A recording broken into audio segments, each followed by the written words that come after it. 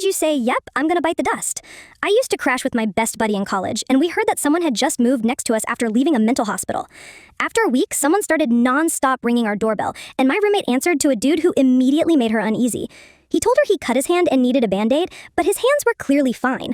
She just politely told him she couldn't help, and he goes, okay, can I measure something in your bedroom? She slammed the door shut, and thankfully he took off.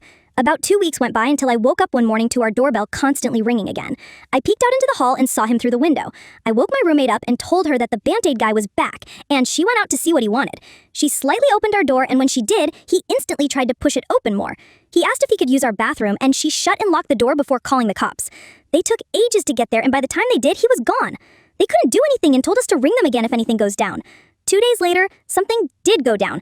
I woke up to the sound of something thumping and thought someone was shaking off a rug or something. When I got out of bed to see what it was, I realized it was something much, much worse. I could see him through our front window and saw he was throwing all his weight against our front door.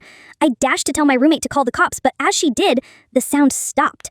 I didn't buy that he had just left out of nowhere, so I started looking around our place.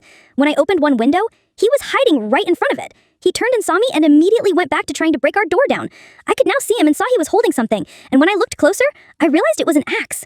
I was praying the door would hold up, but then heard the police shout at him to stop. They threw him in the back of their car and told us he had apparently slashed all of our tires so we couldn't bounce and waited outside our house since 3 a.m. Okay, that's enough for now. Tap share and the second person on your list has been waiting for you to notice them.